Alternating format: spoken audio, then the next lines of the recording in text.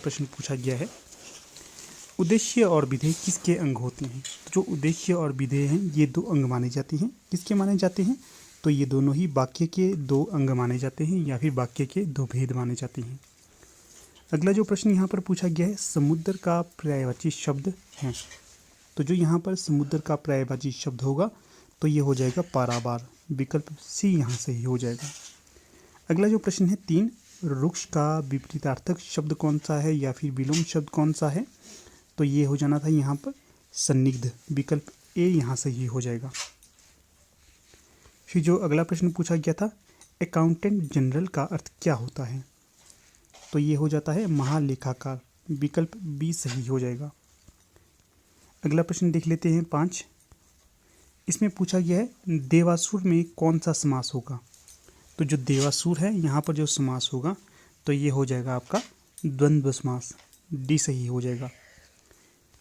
देखिएगा जितने भी प्रश्न यहाँ पर है ग्रामर सेक्शन के, इसके लिए मैंने आपको महत्वपूर्ण पीडीएफ इत्यादि सेंड कर दी थी और ज़्यादातर प्रश्न इसमें नॉर्मल ही थे, ज़्यादा कंफ्यूज करने वाले नहीं थे। तो यहाँ पर जो कठिन प्रश्न रहेगा हिंदी साहित्य का वो आपके साथ में डिस्कस कर ही लूँगा। देखिएगा एक तो ये प्रश्न था 6 नंबर का, क्या जो ये पंक्तियाँ किस ग्रंथ से और किसकी थी कि छलिया छवीलो छैल छाती छुए चलो गयो। ये जो पंक्ति थी किस कवि की और किस ग्रंथ की थी, ये प्रश्न थोड़ा सा पेचीदा था। ठीक है, ये मैंने आपको नहीं करवाया था। तो इसका जो सही विकल्प होना चाहिए विकल्प बी, पद्माकर का पद्माभरण ग्रंथ से इसे लिया गया था। तो जिसने ये बी किया है उसका ये सही हो जाएगा। अगला प्रश्न है 7। इसमें क्या पूछा गया है, उदंत मार्तंड कहाँ से प्रकाशित होता था। तो जो उदंत मार्तंड है ये आपकी कलकत्ता से प्रकाशित होता था। विकल्प डी यहाँ सही हो जाएगा। जो मैं यहाँ पर डिस्कस कर रहा हूँ ये सी सीरीज़ को डिस्कस कर रहा हूँ। ठीक है, आप अपने प्रश्नों को मिलाइएगा, प्रश्न आगे पीछे हो सकते हैं बाकी सीरीज़ वालों के। अगला जो प्रश्न पूछा गया है 8वां, देखिएगा जुगुप्सा किस रस का स्थायी भाव है। इसके लिए मैंने आपको एक विस्तृत वीडियो बना कर दी थी, अगर आपने इसे ध्यान से देखा होगा तो आपका ये सही होना था। तो इसका जो सही विकल्प हो जाएगा विभत्स का। अगला जो प्रश्न पूछा गया है आपसे, नौवें पाश्चात्य समीक्षा शास्त्र के पहले बहुमान्य समीक्षक थे। तो ये कौन थे बहुमान्य? तो ये हो जाएंगे आपके प्लेटो से पाश्चात्य काव्यशास्त्र में समीक्षा का एक विस्तार हो गया था। तो सही विकल्प यहाँ पर डी ही हो जाएगा।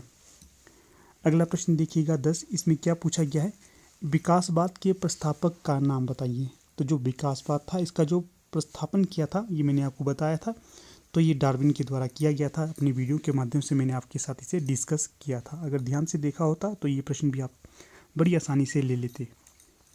फिर देखिएगा अगला प्रश्न यहाँ पर पूछा गया है, पश्चिमी हिंदी का विकास किस भाषा से माना जाता है।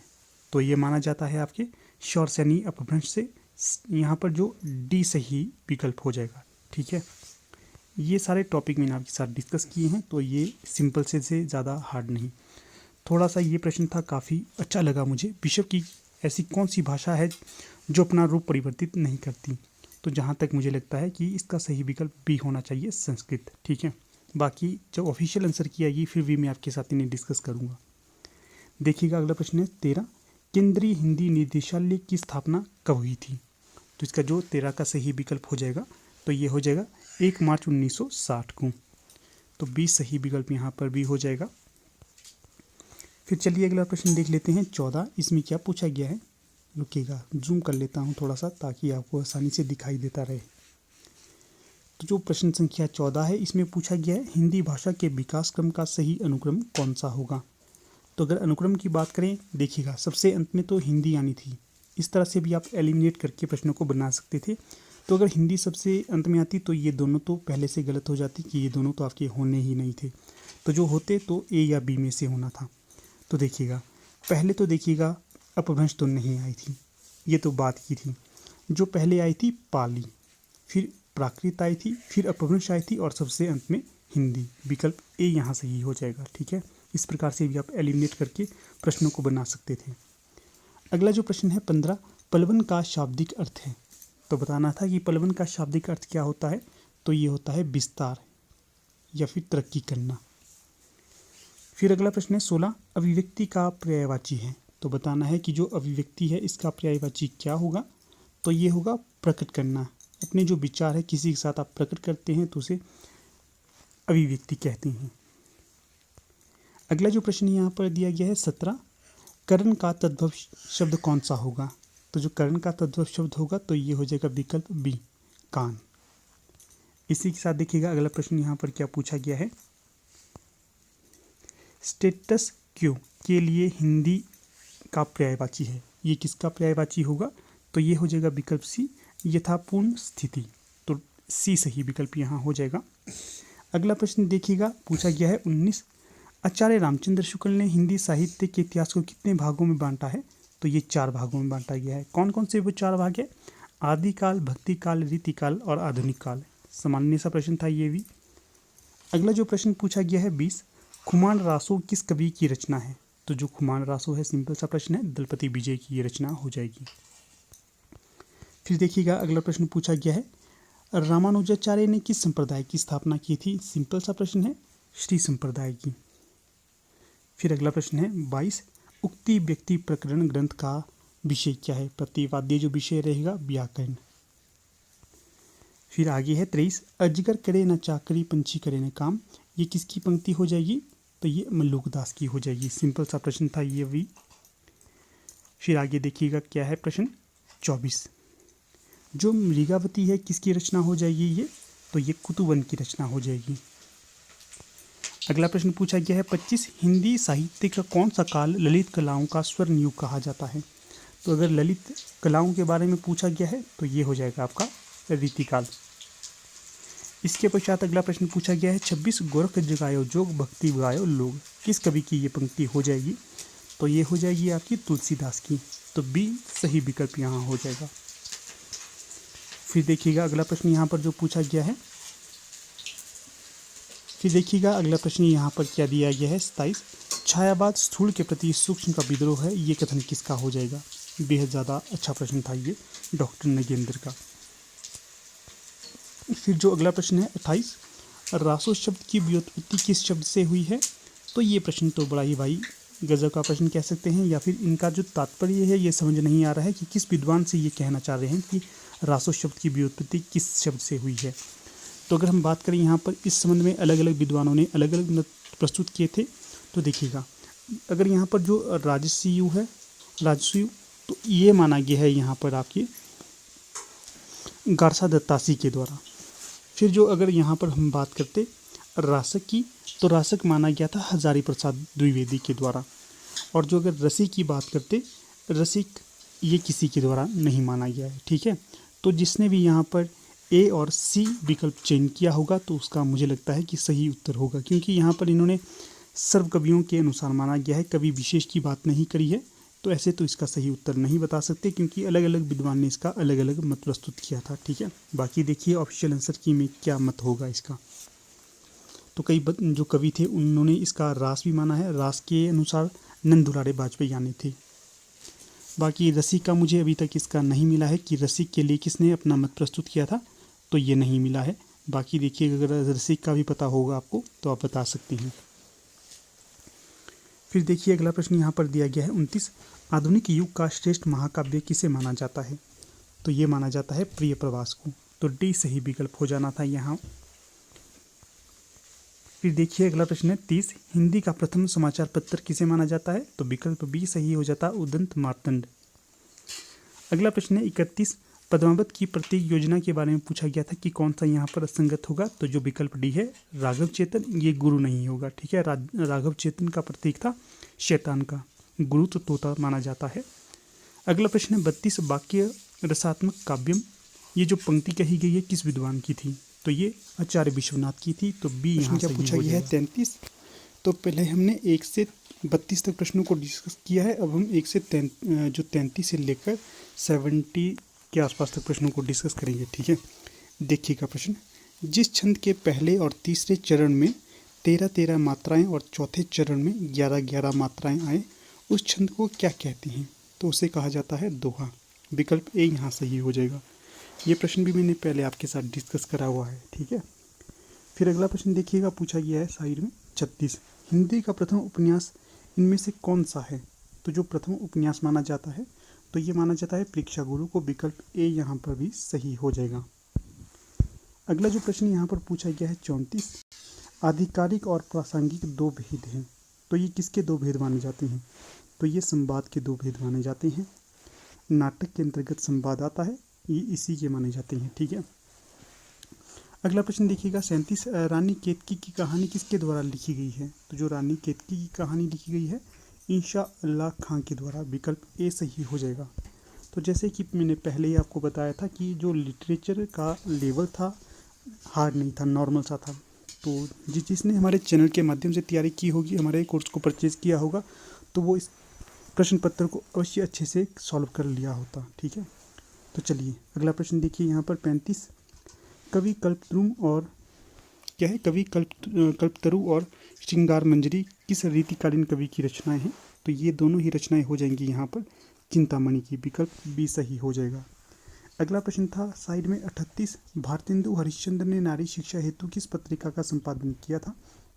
तो ये हो जाना था विकल्प बी बाला बोधिनी। यहाँ पर बाल बोधिनी लिखा है, बाल बोधिनी नहीं बाला बोधिनी हो जाएगा यहाँ ये। बाकी देखिए दोस्तों, अगर वीडियो अच्छी लगती है तो इसे अपने मित्रों के साथ भी अवश्य शेयर कीजिएगा ताकि उन्हें भी उसके सही उत्तर मिल सके। बाकी अगर पीडीएफ चाहिए तो आप हमारे टेलीग्राम चैनल को ज्वाइन कर सकते हैं, लिंक आपको डिस्क्रिप्शन बॉक्स में मैंने प्रदान कर दिया है।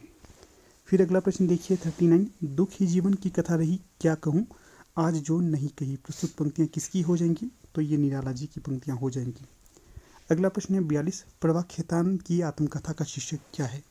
तो ये अन्या से अनन्या हो जाएगा। विकल्प सी सही यहाँ हो जाएगा। अगला जो प्रश्न पूछा गया है 40, युगधारा प्यासी पथराई आंखें भस्माकुर किसकी रचनाएं हैं? नागार्जुन की रचनाएं हो जाएंगी। गीत फरोश किस कवि की रचना है? तो गीत फरोश हो जाएगी यहाँ पर भवानी प्रसाद मिश्र की रचना। अगला जो प्रश्न यहाँ पर पूछा गया है 41, प्रथम प्रगतिशील लेखक संघ के अधिवेशन की अध्यक्षता किसके द्वारा की गई थी? तो ये की गई थी प्रेमचंद जी के द्वारा। अगला प्रश्न है 44, जमीन पक रही है किस प्रकार का काव्य संग्रह है? ये जो काव्य हो जाएगा आपका। ठीक है, डी सही विकल्प। फिर जो अगला प्रश्न यहाँ पर पूछा गया है 45, लोक के राग विराग हर्ष विषाद सुख दुख की सहज अकृत्रिम स्वाभाविक व सरस अभिव्यक्ति का नाम क्या है? तो ये हो जाएगा लोक साहित्य। विकल्प ए सही हो जाएगा यहाँ। अगला प्रश्न है 48, तुलसीदास जायसी ग्रंथावली किस विधा की रचनाएं होंगी? तो ये आलोचना विधा की रचना हो जाएगी यहाँ। फिर देखिएगा अगला प्रश्न है, काफ़ी अच्छा प्रश्न ये भी पूछा गया है, यशपाल का जन्म कहाँ पर हुआ था? तो ये फिरोजपुर छावनी में हुआ था। ठीक है, देखिए विकल्प आगे आपको ब्रैकेट के अंदर छावनी भी दिया गया है, तो इसका सही उत्तर डी ही हो जाएगा। अगला प्रश्न है एक को दो के साथ सुमेलित करना है। तो देखिए पूछा गया है अलंकार संप्रदाय किसके द्वारा प्रसारित किया गया था? तो ये किया गया था बाहमा के द्वारा, और रीति बामन के द्वारा, ध्वनि आनंदवर्धन के द्वारा और रस भरतमुनि के द्वारा। तो इस प्रकार से ये यहाँ पर सुमेलित हो जाएगा। आप सही विकल्प का चयन कर लीजिएगा। फिर जो पूछा गया था रामधारी सिंह दिनकर किस रचना के लिए ज्ञानपीठ पुरस्कार प्राप्त किए थे? तो ये उर्वशी के लिए किए थे। विकल्प बी यहाँ सही हो जाएगा। अगला प्रश्न पूछा गया है 50, इसमें भी एक को दो के साथ सुमेलित करना है या सूची एक को सूची दो के साथ। देखिए तो जो धर्म युग पत्रिका थी ये किसके द्वारा चलाई जाती थी? धर्मवीर भारती के द्वारा। सरस्वती महावीर प्रसाद द्विवेदी के द्वारा, हंस मुंशी प्रेमचंद जी के द्वारा, ब्राह्मण प्रताप नारायण मिश्र के द्वारा। इसका भी आप सुमेलित कर लीजिए, जहाँ पर आपको ये सही लगेगा उसको सही हो जाएगा ये विकल्प। फिर अगला प्रश्न है गोस्वामी तुलसीदास द्वारा विरचित रचना कवितावली किस विधा की रचना है? तो ये हो जाएगी आपकी ब्रज। विकल्प बी सही हो जाएगा यहाँ। अगला जो प्रश्न पूछा गया है 53, अरे आयावर रहेगा याद किसका यात्रा वृत्त है? तो ये अज्ञेय का हो जाएगा। फिर आगे प्रश्न पूछा गया था 54, कृष्ण को रस के रूप में तथा राधा को रति के रूप में किस संप्रदाय के द्वारा स्वीकार किया जाता है? वैष्णव सहजिया संप्रदाय के द्वारा। अगला प्रश्न है 51, संशय की एक रात का कथानक किससे संबंधित होगा? तो ये भगवान श्री राम से संबंधित होगा। विकल्प भी यहाँ से ही हो जाएगा। फिर अगला प्रश्न देखिएगा 55 पूछा गया है, पंडित माखनलाल चतुर्वेदी के संपादकत्व में कौन सी पत्रिका प्रकाशित होती थी? तो ये होती थी आपकी कर्मवीर। विकल्प डी से ही हो जाएगा यहाँ। फिर अगला प्रश्न है 58, प्रेमचंद के अधूरे उपन्यास का नाम बताइए। तो जो प्रेमचंद जी का अधूरा उपन्यास था तो ये आपका मंगलसूत्र हो जाएगा। इसे इनके किसके द्वारा पूरा किया गया था? इनके पुत्र के द्वारा से पूरा किया गया था। अगला जो प्रश्न यहाँ पर पूछा गया है 56, प्रश्न संख्या 56, इसमें क्या पूछा गया है आपसे, त्रिधारा और मुकुल के रचयिता कौन है। काफ़ी ज़्यादा महत्वपूर्ण प्रश्न है, ये अधिकतर बार परीक्षा में से पूछा जाता है। तो ये हो जाएंगी यहाँ पर सुभद्रा कुमारी चौहान, काफ़ी ज़्यादा महत्वपूर्ण है ये देखिएगा, ये आपके एक तरह से आंदोलनकारी माने जाते हैं। सुभद्रा कुमारी चौहान देश की प्रगति हेतु इन्होंने कई महत्वपूर्ण रचनाएं प्रस्तुत करी थी। फिर अगला प्रश्न है, एक देखिए झांसी की रानी कविता है, वो भी इन्हीं की मानी जाती है। फिर जो अगला प्रश्न है, हिंदी में घुमक्कड़ शास्त्र के प्रणेता कौन माने जाते हैं। तो ये हो जाएंगे राहुल सांकृत्यायन। इसी के साथ देखिए कई बार अज्ञेय दिए जाते हैं, अज्ञेय भी हो जाएंगे। इसी के साथ जो नागार्जुन है ये भी माना जाते हैं। कई बार घुमक्कड़ त्रयी के बारे में पूछा जाता है, जिसमें राहुल सांकृत्यायन हो जाएंगे, अज्ञेय हो जाएंगे और नागार्जुन भी हो जाएंगे। फिर आगे का जो प्रश्न पूछा गया है 57, कालिदास के जीवन पर आधारित मोहन राकेश का नाटक कौन सा होगा। तो देखिए यहाँ पर जितने भी नाटक दिए गए हैं ये सारे के सारे मोहन राकेश के ही नाटक हो जाएंगे, जैसे कि आधे अधूरे लहरों के राजहंस, आषाढ़ का एक दिन। परंतु जो कालिदास जी के जीवन से संबंधित नाटक होगा तो वो हो जाएगा आषाढ़ का एक दिन। आषाढ़ का एक दिन कालिदास के जीवन से संबंधित नाटक माना जाएगा।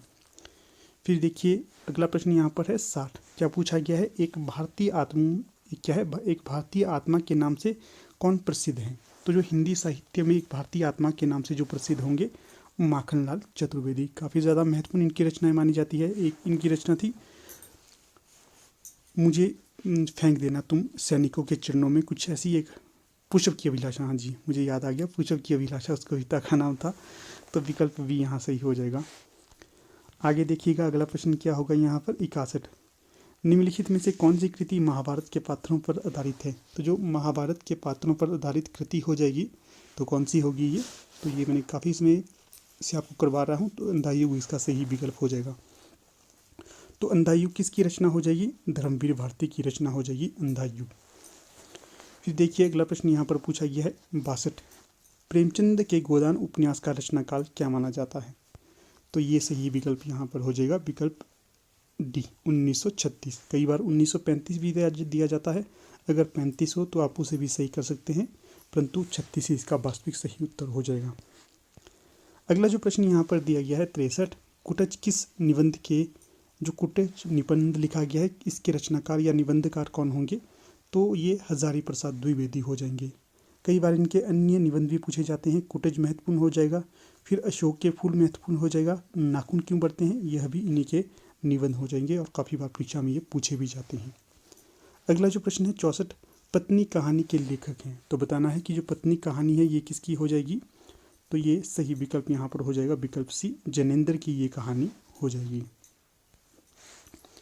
फिर देखिएगा अगला प्रश्न यहाँ पर दिया गया है 65, जलेबी शब्द किस भाषा का है। तो जो जलेबी है ये अरबी भाषा का शब्द हो जाएगा, डी सही विकल्प हो जाएगा ये। फिर देखिएगा अगला प्रश्न है 66, यथासंभव में कौन सा समास है। तो जो यथासंभव है यहाँ पर हो जाएगा आपका अव्ययीभाव समास, तो सी सही विकल्प यहाँ हो जाएगा। अगला प्रश्न देखिएगा 67, सिद्धों की संख्या कितनी मानी जाती है। तो सिद्धों की संख्या मानी जाती है 84।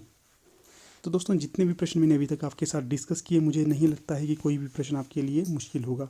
सारे के सारे प्रश्न आसान थे, हमने आपके माध्यम के साथ उन्हें डिस्कस किया था।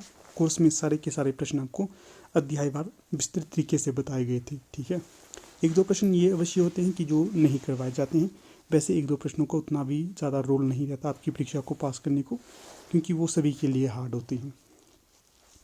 फिर देखिएगा अगला प्रश्न पूछा गया था 68, चीफ की दावत कहानी के कहानीकार कौन है। तो जो सही विकल्प यहाँ पर हो जाएगा, चीफ की दावत किसकी हो जाएगी, विषम साहनी की, बी सही विकल्प हो जाएगा यहाँ। अगला प्रश्न है 71, मोहन राकेश द्वारा लिखित कहानी मलबे का मालिक आधारित है। तो बताना है कि जो मलबे का मालिक है इसका विषय क्या रहेगा। तो इसका जो विषय रहेगा भारत पाक विभाजन, ठीक है, सी सही विकल्प यहाँ हो जाएगा। कहानी याद रखनी है, मलबे का मालिक किसका होगा, मोहन राकेश की कहानी। अगला प्रश्न है 69, प्रेमचंद के किस उपन्यास में वेश्याओं के सुधार की समस्या को उठाया गया है। तो ये उठाया गया है, जो इनका उपन्यास था सेवा सदन, ये सही विकल्प हो जाएगा। बाकी वरदान, रूठी रानी और कायाकल्प और सेवा सदन यह भी इन्हीं की रचनाएं मानी जाती हैं। अगला जो प्रश्न है 72, मृणाल किस उपन्यास का प्रमुख पात्र है।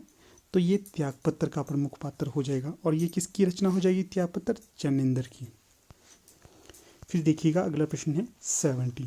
इसमें क्या पूछा गया है, सांप छछूंदर की दशा होना। क्या है, सांप छछूंदर सी दशा होना। इसका मुहावरे का क्या अर्थ निकलेगा, दुविधा की स्थिति में होना या असमंजस की स्थिति में होना। फिर देखिएगा अगला प्रश्न है यहाँ पर 73। इसमें क्या पूछा गया है, मैथिल कोकिल किस कवि को कहा जाता है। तो जो मैथिल कोकिल कहा जाता है तो ये विद्यापति को कहा जाता है। तो इसका सही विकल्प यहाँ सी हो जाएगा। देखिएगा यहाँ पर जो प्रश्न पूछा गया है 74, 73 तक हमने सारे प्रश्नों को डिस्कस कर लिया था। हम 73 से आगे जो प्रश्नों को डिस्कस करेंगे 120 तक। देखिएगा प्रश्न संख्या है 74। क्या पूछा गया है इसमें, तुलसीदास ने रामचरितमानस में किस भाषा का प्रयोग किया है। तो इसका जो सही विकल्प होगा विकल्प बी, अवधी का। अगला जो प्रश्न यहाँ पर दिया गया है 77, इसमें कौन सा वाक्य शुद्ध होगा। तो जहाँ तक मुझे लगता है विकल्प बी या सी में से कोई एक सही होना चाहिए। पूरा कंफर्म तो नहीं हूँ, इन दो में से एक कंफर्म उत्तर होगा ही होगा इसका, ठीक है। अगला प्रश्न देखिए 75, महादेवी वर्मा को किस कृति पर ज्ञानपीठ पुरस्कार मिला। तो जो इन्हें ज्ञानपीठ पुरस्कार मिला था यामा के लिए। अगला प्रश्न है 78। इसमें क्या पूछा गया है, निम्न में से महाप्राण वर्ण कौन सा है। तो जो महाप्राण वर्ण होगा यहाँ पर विकल्प सी, ख। अगला जो प्रश्न पूछा गया है, दिव्या उपन्यास के उपन्यासकार कौन होंगे। तो ये हो जाएंगे आपके यशपाल, सी सही विकल्प हो जाएगा। 79 है, क्या पूछा गया है इसमें, निम्न में से कौन सा भक्तिकालीन कवि नहीं है। तो जो भक्तिकालीन कवि नहीं होगा तो धर्मवीर भारती नहीं होंगे। बाकी सूरदास, तुलसीदास और कबीरदास भक्तिकालीन कवि माने जाते हैं। अगला प्रश्न देखिएगा 80। इसमें क्या पूछा गया है, तुम बहन कर सको जनमन में मेरे विचार, वाणी मेरी चाहिए तुम्हें क्या अलंकार। तो ये पंची की पंक्ति हो जाएगी, जो इनकी वाणी नामक रचना है वहाँ से इसे संग्रहित करा गया है। आगे देखिएगा प्रश्न संख्या है 81। इसमें क्या पूछा गया है, धनु जमा टंकार, अर्थात धनु प्लस टंकार से संधि क्या निकलेगी। तो ये निकलेगी विकल्प डी, धनुष टंकार। डी सही विकल्प यहाँ हो जाएगा। अगला प्रश्न है यहाँ पर 82, जिसकी परीक्षा ली जा चुकी है उसके लिए एक शब्द कौन सा होगा। ये हो जाएगा विकल्प सी, परीक्षित। अगला प्रश्न पूछा गया है 83, वेदना, निराशा, पीड़ा आदि का चित्रण किस काव्यधारा की विशेषता रही है। तो ये छायावाद की विशेषता रहेगी। फिर देखिए अगला प्रश्न है यहाँ पर 85। इसमें क्या पूछा गया है, मुन्ना तथा मम्मी के सिर पर देख दो चोटी, भाग उठा भय मानकर सिर पर सांपी ने लोटी। जो प्रस्तुत पंक्तियाँ हैं यहाँ पर कौन सा अलंकार होगा, भ्रांतिमान। बच्चे को यहाँ पर भ्रांति उत्पन्न हो रही है अपनी माँ को देखकर। अगला प्रश्न है 84। इसमें क्या पूछा गया है, मन पछीते है अवसर बीते, दुर्लभ देह पाई हरि पद भजू, कर्म वचन अरु हिते। तो जो ये पंक्ति है तुलसीदास की किस रचना से ली गई है। तो पूरा कंफर्म तो नहीं कहूँगा, जहाँ तक मुझे लगता है इसका सही विकल्प डी होना चाहिए। बाकी देखिए ऑफिशियल आंसर की में क्या कहते हैं, इसको आप सही ना मानिएगा क्योंकि अच्छा प्रश्न ये लिया गया है। अगला प्रश्न है देखिए 86। इसमें क्या पूछा गया है, अंटी मारना मुहावरे का क्या अर्थ होता है। तो ये होता है चाल चलना, सी सही विकल्प हो जाएगा यहाँ। फिर अगला प्रश्न है यहाँ पर 90, अतिवृष्टि में मूल शब्द कौन सा होगा। तो जो अतिवृष्टि में जो मूल शब्द होगा तो ये हो जाएगा वृष्टि, विकल्प बी यहाँ सही हो जाएगा। फिर देखिएगा अगला प्रश्न पूछा गया है 87, निम्नलिखित में से कौन सा शब्द स्त्रीलिंग है। तो जो कृपा है ये स्त्रीलिंग हो जाएगी, बाकी मित्र, कार्य और उपहार ये स्त्रीलिंग नहीं होंगे। अगला जो प्रश्न पूछा गया है 88, पहली शब्द शक्ति कौन सी मानी जाती है। तो अविदा को पहली शब्द शक्ति माना जाता है, तो बी सही विकल्प यहाँ हो जाएगा। अगला प्रश्न है 89। इसमें पूछा गया है कवयित्री किस प्रकार से लिखा जाता है। तो जो विकल्प सी है, इस प्रकार से कवयित्री लिखा जाता है, तो सी सही विकल्प यहाँ हो जाएगा। 90 का सही विकल्प बी हो जाएगा। फिर अगला प्रश्न है, मुद्रा किस प्रकार का शब्द है। तो जो मुद्रा है ये आपका पारिभाषिक शब्दावली हो जाएगा, पर कन्फर्म नहीं हूँ, आप इस पर भी श्योरिटी ना दिखाएं। अगर आपको कन्फर्म उत्तर आता हो तो आप अवश्य बताइएगा। अगला प्रश्न है 92। इसमें क्या पूछा गया है, रामचरितमानस कितने कांडों में विभक्त है। तो ये 7 कांडों में विभक्त है, तो सी यहाँ सही विकल्प हो जाएगा। फिर देखिएगा अगला प्रश्न क्या है 93, साहित्य लहरी किसकी रचना हो जाएगी। तो जो सूरदास है इनकी रचना हो जाएगी साहित्य लहरी, तो सी सही विकल्प यहाँ पर हो जाएगा। सूरसागर भी इन्हीं की रचना मानी जाती है। फिर देखिए 94, परिंदे कहानी संग्रह के कहानीकार कौन होंगे? तो जो निर्मल वर्मा है ये परिंदे कहानी संग्रह के कहानीकार माने जाते हैं। लतिका इसकी प्रमुख पात्र है और जो निर्मल वर्मा है इनका जन्म हुआ था हिमाचल प्रदेश के शिमला में, इसका भी ध्यान रखना है। फिर देखिएगा अगला प्रश्न यहाँ पर पूछा गया है, निम्न में से मानक शब्द कौन सा होगा? तो जो मानक माना जाता है तो ये धोबीन को ही माना जाता है, तो सी सही विकल्प हो जाएगा। फिर देखिएगा अगला प्रश्न यहाँ पर पूछा गया है, 96, जो तमाशा है भारत के किस राज्य का लोक नाट्य है? तो सही विकल्प यहाँ पर हो जाएगा विकल्प भी महाराष्ट्र। जो लोक नाट्य है ये भी काफ़ी ज़्यादा पूछे जाते हैं, महत्वपूर्ण रहता है ये टॉपिक आपकी परीक्षा के लिए। फिर देखिएगा अगला प्रश्न जो पूछा गया है 97, कई मास किसका एक महत्वपूर्ण समय या सर्ग है? तो जो सही विकल्प हो जाएगा, बहुत अच्छा उत्तर लगाया है, पृथ्वीराज रासो का यह एक सर्ग होगा। तो देखिएगा कई बार ये भी प्रश्न पूछा जाता है परीक्षा में कि जो पृथ्वीराज रासो है ये सर्गों में दिया गया है या फिर समय में? तो सही विकल्प हो जाएगा समय। शायद पिछली परीक्षा जो टेट की थी वहाँ पर यह प्रश्न पूछा गया था, ध्यान रखना है कि जो पृथ्वीराज रासो है ये सर्गों में ना होकर समय में दिया गया है। समय से यहाँ पर तात्पर्य होगा अध्याय। फिर देखिएगा अगला प्रश्न है 98, अमृतलाल नागरकृत मानस का हंस में किस प्रसिद्ध कवि का संपूर्ण जीवन नई दृष्टि और संवेदना के साथ प्रस्तुत किया गया है? तो जो मानस का हंस होगा तो सही विकल्प यहाँ पर तुलसीदास हो जाएगा, तुलसीदास का हो जाएगा मानस का हंस। अगर पूछा जाएगा खंजन नयन तो ये सूरदास का हो जाएगा। देखिएगा अगला प्रश्न है 99, अंक क्या है? अंक भरना मुहावरे का सही अर्थ चुनिए। तो ये हो जाएगा बहुत स्नेह से मिलना, तो ये डी सही विकल्प यहाँ हो जाएगा। अगला जो प्रश्न कौन सा है, इस प्रश्न को यहाँ पर स्किप कर देते हैं। फिर देखिए अगला प्रश्न है 101, अंबर पनघट में डुबो रही ताराघट उषा नागरी, ये जो पंक्ति है इसमें कौन सा अलंकार होगा?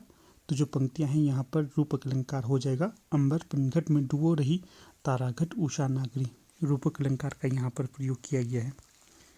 फिर अगला प्रश्न है 102, लिटन ब्लॉक गिर रहा है कहानी संग्रह के रचयिता कौन होंगे? तो ये SR हरनोट होंगे, ये हिमाचल प्रदेश से ही संबंध रखते हैं। फिर अगला प्रश्न है यहाँ पर 103, सूरदास किस रस का कोना कोना झांकाए थे? तो ये वात्सल्य रस का कोना कोना झांकाए थे, इसीलिए इन्हें वात्सल्य रस का सम्राट भी कहा जाता है। किसे कहा जाता है? सूरदास को। इन्होंने जो ये वात्सल्य रस का जो अत्यधिक प्रयोग किया था, सूरसागर जो इनकी रचना मानी जाती है इसमें किया था।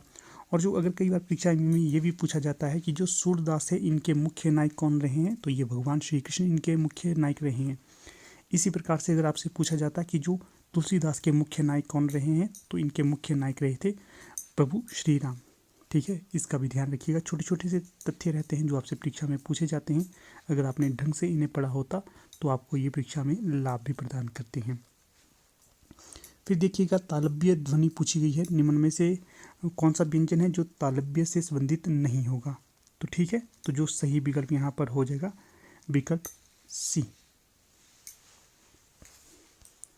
अगला जो प्रश्न यहाँ पर पूछा गया है आपसे, उचित विपरीतार्थक शब्द का चयन करिए, कौन सा शब्द होगा? परलोक। तो जो परलोक शब्द का विपरीतार्थक या विलोम होगा तो ये हो जाएगा इहलोक, विकल्प डी सही हो जाएगा यहाँ। फिर देखिएगा सही विकल्प अगला कौन सा प्रश्न कौन सा होगा? 106, एक अच्छे दुभाषीय का प्रमुख गुण कौन सा होता है? या फिर अगर ये प्रश्न बनता है कि एक अच्छे अनुवादक का प्रमुख गुण कौन सा होता है, तो इसका ये हो जाना था कि स्रोत तथा लक्ष्य भाषा दोनों का पूर्ण ज्ञान होना चाहिए। ये अनुवादक या दुभाषियों का प्रमुख गुण रहता है। फिर जो आगे का प्रश्न है 107, अनुवादक का समानार्थक संस्कृत शब्द कौन सा होगा? तो ये हो जाएगा अनुवादक, अनुवाक। तो अनुवाक, रुकिए देखिएगा जो प्रश्न संख्या 107 था इसका जो सही विकल्प ए हो जाएगा अनुवाक। अनुवादक का सही समानार्थी संस्कृत शब्द हो जाएगा विकल्प ए अनुवाक। फिर जो प्रश्न संख्या 108 है इसमें क्या पूछा गया है? दंतीय व्यंजन कौन सा है? तो जो दंतीय व्यंजन हो जाएगा थ। अगला जो प्रश्न पूछा गया है 109, सिद्ध वज्रयानी थे, वज्रयान किस धर्म की एक शाखा थी? तो सही विकल्प हो जाना था विकल्प बी, बौद्ध धर्म की। अगला जो प्रश्न पूछा गया है, आलवार भक्तों की संख्या कितनी मानी गई थी? तो ये 12 मानी गई थी। तो दोस्तों प्रश्नों का लेवल उतना हार्ड नहीं था। अगर आपसे ढंग से पढ़े होते तो आप सारे प्रश्न यहाँ पर ठीक कर लेते। ठीक है, तो ये सारे प्रश्न तो मैंने आपको जो फ्री की वीडियोस थी आपके लिए जो लास्ट टाइम में ले आया था, वहाँ से भी सीधे सीधे से प्रश्न बने होते। अगर आपने ढंग से उन्हें देखा होता तो वहाँ से भी आप काफ़ी सारे प्रश्न ठीक कर लेते। अगला जो प्रश्न है, कबीर बाणी में दोहों को क्या नाम दिया गया है? तो ये साखी भी कहा जाता है और कई जगह इसमें रामायणी का भी प्रयोग मिलता है। तो जो मूलतः सही विकल्प होना चाहिए मुझे लगता है डी होना चाहिए। बाकी इसका भी हम वेट करेंगे ऑफिशियल आंसर की में क्या उत्तर देते हैं। अगला जो प्रश्न दिया गया है 112, मिश्र बंधुओं ने रीतिकाल को क्या नाम दिया था? तो ये दिया गया था अलंकृत काल। सी सही विकल्प यहाँ हो जाएगा। अगला प्रश्न है 113, पहला ज्ञानपीठ पुरस्कार किस साहित्यकार को दिया गया था? तो ये पंत जी को दिया गया था। फिर देखिए अगला प्रश्न है 114, गोपाल लाल गहमरी किस प्रकार के उपन्यासकार थे? तो ये थे जासूसी। अगला प्रश्न है 115, राष्ट्रभाषा के बिना राष्ट्र गूंगा है। तो ये शायद पिछले टेट की परीक्षा में भी पूछा गया था, तो महात्मा गांधी इसका सही उत्तर हो जाएगा। अगला जो प्रश्न है, भारतीय संविधान की 8वीं अनुसूची में कितनी राष्ट्रभाषाएं दी गई हैं? तो ये 22 हो जाएगा। अगला प्रश्न है, संघ की राजभाषा हिंदी और लिपि देवनागरी होगी, ये प्रावधान संविधान के किस अनुच्छेद में किया गया है? 343 में। अगला जो प्रश्न यहाँ पर दिया गया है, मराठी और नेपाली किस लिपि में लिखी जाती हैं? तो ये लिखी जाती हैं देवनागरी लिपि में। ये हिंदी की तरह ही देवनागरी लिपि में लिखी जाती हैं। अगला जो प्रश्न यहाँ पर लाया गया है, लौकिक संस्कृत के आदर्श रूप का गठन पहले किस ग्रंथ में मिलता है? तो ये पाणिनि के अष्टाध्यायी में मिलता है। तो डी सही विकल्प हो जाएगा। अगला प्रश्न है 118, 14 सितंबर 1949 को संविधान सभा ने किसे राजभाषा माना? तो ये हिंदी को माना था। फिर देखिएगा, हाँ यहाँ पर देखिए हमारे हिंदी साहित्य के जो 120 प्रश्न थे वो कंप्लीट हो जाते हैं। आप सभी बताइएगा कि जो आपने 120 हिंदी साहित्य के प्रश्न हमारे साथ डिस्कस किए उनमें से आपके कितने सही हुए हैं। देखिएगा मेरे सामने जो आंसर की जो प्रश्न पत्र है ये सी सीरीज़ का है। ठीक है, आप प्रश्नों के जो आगे पीछे हो सकते हैं आपके प्रश्न पत्र में आप मिला लीजिएगा। चलिए शुरू करते हैं। पहला प्रश्न जो यहाँ पर पूछा गया था, हिमाचल प्रदेश के किस जिले में खोखन अभयारण्य है? तो जो खोखन अभयारण्य होगा हिमाचल प्रदेश के जिले में, तो ये आपके कुल्लू में होगा। ठीक है, विकल्प ए यहाँ सही हो जाएगा। इसके पश्चात जो दूसरा प्रश्न यहाँ पर दिया गया है 122, विश्व मानवाधिकार दिवस किस तारीख को मनाया जाता है? तो ये मनाया जाता है 10 दिसंबर को। विकल्प ए यहाँ सही हो जाएगा। इसके पश्चात अगला प्रश्न पूछा गया था 123, द्रौपदी मुर्मू हाल ही में भारत की राष्ट्रपति बनी, तो वो भारत के किस नंबर की राष्ट्रपति बनी है ये बताना था यहाँ पर 123 में। तो ये सही हो जाएगा विकल्प सी 15वें नंबर की। सी सही हो जाएगा यहाँ। अगला प्रश्न देखिएगा 124, तो इसमें क्या पूछा गया है देखिएगा, वाइसराय जॉन लॉरेंस ने शिमला को अपनी ग्रीष्मकालीन राजधानी कब बनाया था? तो जो 124 का सही विकल्प हो जाएगा विकल्प बी 1864 को। अगला जो प्रश्न पूछा गया है 125, पहाड़ी भाषा पहले किस लिपि में लिखी जाती थी? तो ये लिखी जाती थी टांकरी में। सी सही विकल्प हो जाएगा। अगला प्रश्न है 126, क्या पूछा गया है इसमें, पंचशील समझौता किन देशों के मध्य हुआ था? तो जो 126 का सही विकल्प हो जाएगा भारत और चीन के मध्य। सी सही विकल्प यहाँ हो जाएगा। बाकी देखिएगा यहाँ पर मेरे निजी प्रयास हैं, किसी प्रश्न में अगर आपको लगता है कि गलत उत्तर दिया गया है तो आप प्रमाण सहित उसका सही उत्तर दे सकते हैं ताकि सभी को इसका सही उत्तर पता चल सके। ऐसे ही आप मत बताइएगा कि ये होना चाहिए। ठीक है, जो सही हो तभी बताइएगा। अगला प्रश्न देखिएगा यहाँ पर 127, तो इसमें क्या पूछा गया था, रुकिएगा थोड़ा, ये देखिएगा, रघुनाथ जी की प्रतिमा अयोध्या से कुल्लू कौन लाए थे? बहुत ज़्यादा अच्छा प्रश्न है ये। तो ये हो जाएंगे दामोदर दास। तो सी सही विकल्प यहाँ हो जाएगा।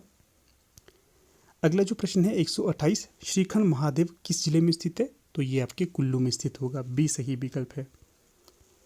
अगला जो प्रश्न है 129, तो इसमें क्या पूछा गया है, 1971 में हिमाचल प्रदेश उच्च न्यायालय के प्रथम मुख्य न्यायाधीश कौन बने थे? तो जो 129 का सही विकल्प हो जाएगा विकल्प डी, न्यायमूर्ति हमीदुल्लाह बेग। अगला जो प्रश्न है 130, इसमें क्या पूछा गया है, किस पुराण के अनुसार बाणासुर को जो ऊपरी शिमला के सराहन क्षेत्र का शासक था, कृष्ण द्वारा उसे मारा गया था। तो 130 का जो सही विकल्प हो जाएगा तो ये हो जाएगा देव पुराण, सी सही विकल्प यहाँ हो जाएगा।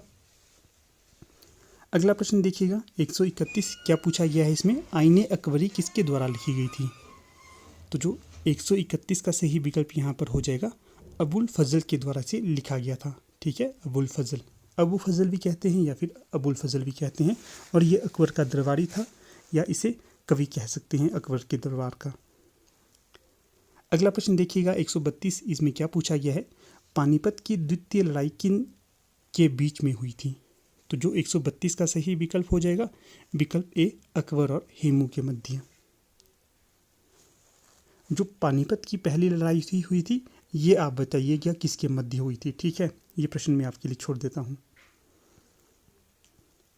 अगला जो प्रश्न पूछा गया है 133, इसमें क्या पूछा गया है, दिल्ली के लोधी सुल्तान थे, तो बताना है कि कहाँ के ये सुल्तान थे, कहाँ से भारत की ओर ये अग्रसर हुए थे। ठीक है, तो उस जगह का स्थान, उस स्थान का नाम बताना है। तो जो 33 का सही विकल्प यहाँ पर हो जाएगा, तो ये अफगान से दिल्ली आए थे और इन्हें अफगानी भी कहा जाता था। अगला जो प्रश्न है 134, अंकोर वाट का प्रसिद्ध मंदिर किस देश में है।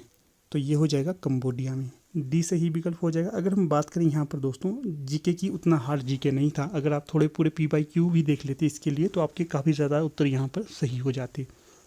ठीक है, चलिएगा 135 को देख लेते हैं। यहाँ पर विक्रम संवत का प्रारंभ हुआ, तो ये हुआ था 57 ईस्वी पूर्व। ये अगर हिंदी साहित्य के विद्यार्थी के लिए मैं कहता हूँ ये प्रश्न बिल्कुल भी मुश्किल नहीं था, आसान था, क्योंकि हमें ज़्यादातर जो प्रश्न है विक्रम संवत से संबंधित पूछे जाते हैं। मैंने आपको बताया भी था क्या किस प्रकार से आप विक्रम संवत और ईस्वी सन का पता लगा सकते हैं। तो आपको अगर कुछ पता करना होता था तो आप 57 जमा और माइनस करके इसके बारे में जानकारी ले सकते थे। फिर देखिएगा 136 पूछा गया है, भारत के कितने राज्यों में विधान परिषद है। तो जो 136 का सही विकल्प हो जाएगा तो ये हो जाएगा 6 राज्यों में, ए सही विकल्प हो जाएगा।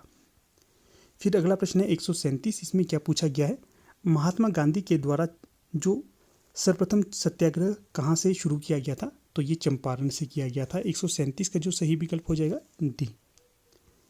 बाकी देखिएगा अगला प्रश्न है आपका यहाँ पर 138, उत्तराखंड के केदारनाथ वन में निम्न में से किस प्रजाति के लिए संरक्षण परियोजना चलाई जा रही है। तो ये चलाई जा रही है आपके कस्तूरी मृग के लिए, विकल्प भी यहाँ सही हो जाएगा। बाकी दोस्तों अगर आपको इसका PDF चाहिए तो आप हमारे टेलीग्राम चैनल के साथ जुड़ सकते हैं, लिंक आपको मैंने डिस्क्रिप्शन बॉक्स में दे दिया गया है। ठीक है, टेलीग्राम चैनल का। चलिए अगला प्रश्न देख लेते हैं। यहाँ पर 139, इसमें क्या पूछा गया है, दूरसंचार के लिए प्रयुक्त की जाने वाली तरंगे कहलाती हैं। तो ये क्या कहलाती हैं, ये कहलाती हैं सूक्ष्म तरंगे। अगला प्रश्न देखिएगा 140, इसमें क्या पूछा गया है, भारत के पहले स्वदेशी विमान का क्या नाम था। तो 140 का सही विकल्प हो जाएगा विक्रांत। अगला जो प्रश्न पूछा गया है 141, वह धातु जिसका लवण प्रकाश के प्रति संवेदनशील होता है उसका क्या नाम है। तो ये हो जाएगी सिल्वर अर्थात चांदी। 41 का सही विकल्प यहाँ पर बी हो जाएगा। अगला प्रश्न देखिएगा यहाँ पर 142, इसमें क्या पूछा गया है, मानव शरीर में कितनी अस्थियाँ होती हैं अर्थात कितनी हड्डियाँ होती हैं। तो जो 42 का सही विकल्प आपके समक्ष हो जाएगा 206, विकल्प ए सही हो जाएगा। फिर देखिएगा अगला प्रश्न है 143, इसमें क्या पूछा गया है, गदर आंदोलन के नेता कौन थे। तो ये हो जाएंगे आपके विकल्प डी, लाला हरदयाल। 143 का जो सही विकल्प हो जाएगा डी हो जाएगा। अगला जो प्रश्न यहाँ पर पूछा गया है 144, नूरपुर रियासत की स्थापना किसने की थी। तो ये की गई थी, इसमें थोड़ा सा कन्फ्यूज़न है, कहीं पर जेठपाल भी दिया है, कहीं पर राजा बसु भी दिया है, यहाँ पर बासपाल दिया है, तो इसमें थोड़ा कन्फ्यूज़ है। मेरे ख्याल से अगर बसु यहाँ पर माने तो था, परंतु बसु नहीं है, बासपाल दिया है, थोड़ा सा ये गलत लग रहा है मुझे। जेठपाल इसकी पूरी तरह से संभावना है कि ये सही हो जाएगा। अगला प्रश्न यहाँ पर पूछा गया है 145, नरसिंह टिब्बा कहाँ पर स्थित है, किस जिला में ये चोटी स्थित होगी? तो जो सही विकल्प यहाँ पर हो जाएगा आपके चंबा में ये स्थित होगी। ठीक है, सी सही विकल्प। बाकी दोस्तों आप भी बताइएगा कि आपको प्रश्न का स्तर कैसा लग रहा है। ठीक है, हार्ड लेवल का पूछा गया था या नॉर्मल? वैसे तो ये नॉर्मल ही था, ज़्यादा हार्ड नहीं था। अगला जो प्रश्न पूछा गया है, सूरजताल झील किस जिले में स्थित है? तो ये लाहौल स्पीति में होगी, विकल्प भी सही हो जाएगा यहाँ। अगला जो प्रश्न पूछा गया है 147, हिमाचल प्रदेश के किस जिले में उहल जल विद्युत परियोजना स्थित है? तो 147 का जो सही विकल्प हो जाएगा मंडी में स्थित है। अगला जो प्रश्न है 148, किन्नर देश पुस्तक के लेखक कौन होंगे? तो 148 का सही विकल्प यहाँ पर हो जाएंगे राहुल सांकृत्यायन। हिंदी साहित्य के विद्यार्थी के लिए यह भी प्रश्न एक तरह से अच्छा प्रश्न था, आसान। अगला प्रश्न है 149, विश्व प्रसिद्ध प्रथम विश्व युद्ध के दौरान किस हिमाचली ने विक्टोरिया क्रॉस जीता था? तो जो 149 का सही विकल्प हो जाएगा तो ये हो जाएगा लाला जमादार या जमादार लाला, विकल्प भी ये सही हो जाएगा। कहीं कहीं पर भंडारी राम भी दिया है तो ये गलत हो जाएगा, भंडारी राम नहीं होगा, जमादार ही होगा। अगला प्रश्न और अंतिम प्रश्न है, पार्वती नदी का स्रोत कौन सी झील है? तो जो 150 का सही विकल्प हो जाएगा मानतलाई झील, तो सी सही विकल्प यहाँ पर हो जाएगा। ठीक है, तो देखिएगा यहाँ पर हमने जो जीके के प्रश्न थे उन्हें हमने डिस्कस कर लिया। ठीक है, अब जो नेक्स्ट पार्ट रहेगा उसमें हम डिस्कस करेंगे हिंदी साहित्य को। बाकी मुझे और भी कैंडिडेट्स ने प्रश्न पत्र सेंड किया था, उनका भी मैं आभार व्यक्त करना चाहूँगा, परंतु जो सर्वप्रथम मुझे प्रश्न पत्र सेंड किया गया था तो वो करण ठाकुर के द्वारा किया गया था। तो चलिए अब